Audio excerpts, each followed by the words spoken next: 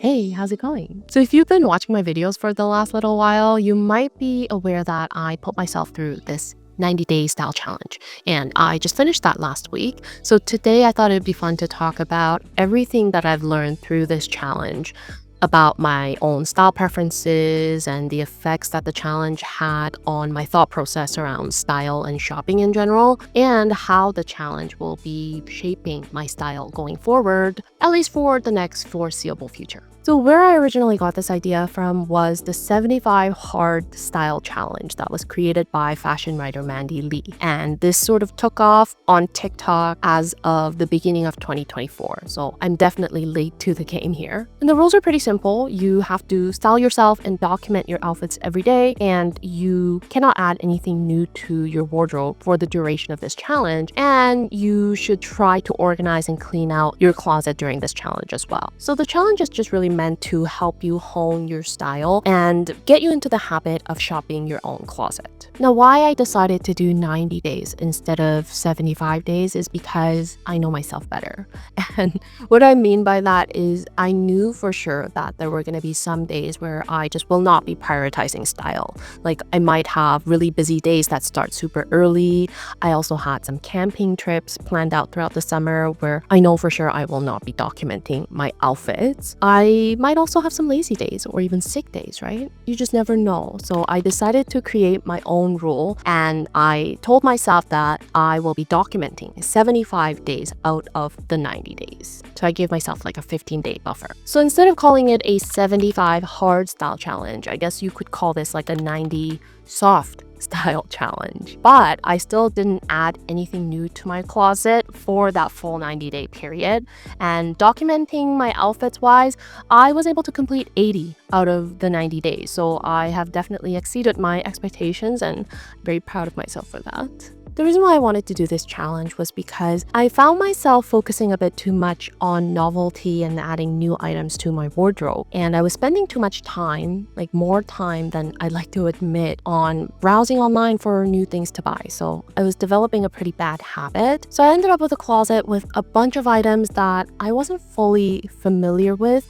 And I just felt like I needed to take a break from shopping and get myself more comfortable with styling the items in my closet. Plus, I think that summertime is a really great time to do this kind of style challenge in Vancouver because everybody puts in a little more effort into their looks and their style than in the rainy seasons. So now that I've gone through the whole 90 days, what I've noticed about this challenge is that you can break down the 90-day period into 3 main phases. The first phase is what I like to call the experiment phase. So as the name suggests, this is when you experiment with all of the items in your closet. So this was the beginning of the challenge where I felt super excited about it. I told myself that I'll be putting great outfits together, so I was quite ambitious, and I just wanted to put in a lot of effort to use as many items in my closet as I possibly can, weather permitting, of course. And looking back in hindsight, I was really going all in with layering and using jewelry and accessories.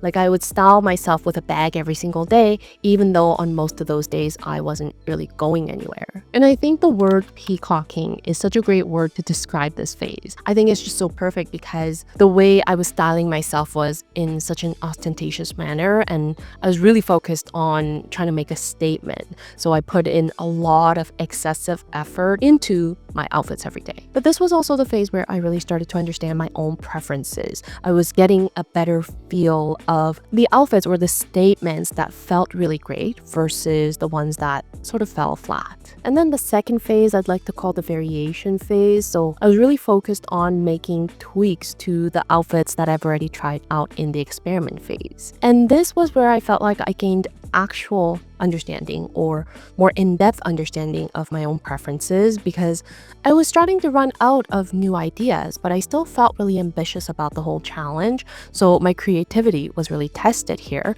and I was able to fine-tune my preferences a lot. And I was able to answer a lot of questions like, of the outfits that felt good, which ones felt really good, like which ones would I repeat again, or how can I tweak them to make them even better? Which specific items am I naturally drawn to the most, and which items provide the most versatility? And this is where I felt the power of accessorizing the most noticeably. And especially with jewelry, I realized that it can really make a look very personal for me. And then I've named the third and the last phase the comfort phase. So this is where I full on started to embrace outfit repeats with no effort into making any sort of variations. And this is where I felt like the excitement started to wear off. Like I felt slightly tired about the whole thing, but it was also partially because I just had a lot going on in my personal life. But overall, I just felt like my brain was drained of the creative energy. So naturally, this led to a clearer understanding of my true go-tos. Like, what am I defaulting to automatically when I feel like my energy is drained?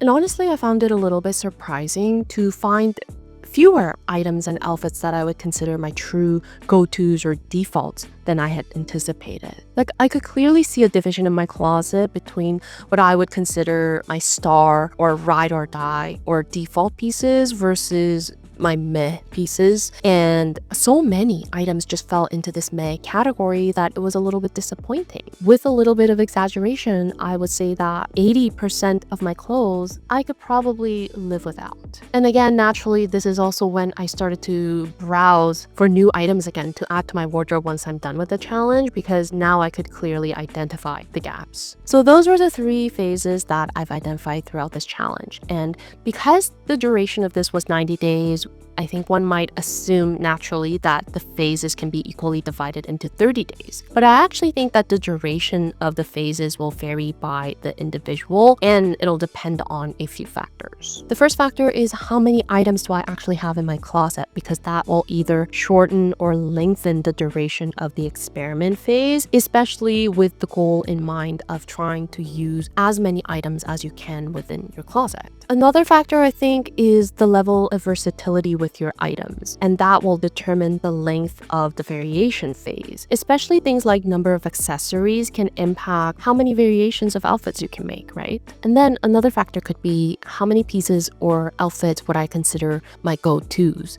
and that will determine the length of the comfort phase. For me, I definitely have a lot of items, so my experiment phase was quite long. It was about the first half of the challenge. The level of versatility with my items I felt was pretty good, especially with things like bags and jewelry, but my variation phase didn't last nearly as long as the experiment phase. So I think it was around like maybe 25 days or just over 3 weeks. And like I said, it was also partially because of everything that was going on in my personal life that kind of forced me into the comfort phase, because I just felt a lot of decision fatigue and lack of creative juice. And then my comfort phase was relatively short. It was like 2 to 3 weeks. And it was also kind of boring because, like I said, I felt like I didn't have as many go-to items or outfits that I didn't really have to think about, but still made me feel really good, like a 10 out of 10. So this made me realize where my biggest area of improvement is going to be. So by the end of this challenge, the biggest learnings for me were that I have a lot of noise in my closet in terms of the number of pieces, and I'm able to put together a wide variety of outfits that maybe feel like 7 or 8 out of 10s. But if I were to really pick out outfits that truly feel like 10 out of 10s, like the ones that I can just throw on without having to think about changing anything else, I really can't pick out that many. But this also made me wonder if it's because by the end of this challenge, I was really missing and craving that novelty chase, and nothing felt as exciting as it did at the beginning of the challenge. So from here, I have 2 routes or options I can take. I could either go back to the experiment phase with my less worn items and see if I can come up with more go-to outfits, so I could choose to work with the noise, or I could declutter those less worn items to create a more streamlined closet, so I could choose to reduce the noise. And I really think that neither is right or wrong, because there's pros and cons to both options. With the first option of working with the noise, the pros are that I could go back to the feeling of excitement of the experiment phase, and I could also take what I've learned about my own preferences and see how I can implement them better this time. But the cons of this option might be that the experiment phase really requires the use of a lot of creative energy first thing in the morning, so it could easily lead to decision fatigue throughout the day. It's also more time consuming, and I might not be able to revisit all of the same items because of a seasonal change. With the second option, which is to decrease the noise, the pros might be that I could hone a specific style in more depth, and there's going to be less distractions and less energy spent or decisions to be made each morning. But the cons of this option might be that I could easily feel bored again with the lack of options, and there's also the risk of over decluttering and then falling back into the trap of just trying to buy new things to fill the closet again. Like I said, I don't think that there's a right or wrong option here because it all depends on the season of life that you're in and the kind of approach that you want to take with your style. You could take a more maximalist approach where more is considered more and you embrace variety, noise, abundance, and focusing more on self-expression. Or you could take the minimalist approach where you're not limiting your self-expression, but it's more streamlined and you're focusing on what is essential to you by reducing noise and developing a signature go-to style. So the first approach focuses on variety, and the second approach focuses on depth. And I honestly think that most of us are just trying to find the right balance between the two where we feel like we have enough of both. So the conclusion that I've reached for myself is that for the upcoming seasons of my life, I think what's more suitable is the minimalist approach of reducing the noise and honing my signature style. So I want to lean more towards depth than variety, but I still want to be really careful about over decluttering and then buying a bunch of new things again because I've been there before and I know for sure that I will be craving novelty down the road and it's just a vicious cycle and I really want to avoid that. So while I say that I lean more towards the minimalist approach, I don't want to overdo it. So my next steps is going to be putting away all of the items that I think are creating unnecessary noise or are sort of blurring my vision of what my signature style should be. And then with these items, I'm going to be separating them into get rid of for sure pile versus I might come back to these later pile. I also want to focus on investing more in jewelry as my signature pieces as opposed to clothing. I feel like I've been craving for more jewelry because repetition feels less boring with them, and I really feel like they're the most personal part of my style. I think hair is also such a personal and a huge part of creating a signature style, and I've been feeling a little bit bored with just my straight hair lately, which is why I've been styling it like this a little bit more these days. And I really want to research some styles that I want to settle on.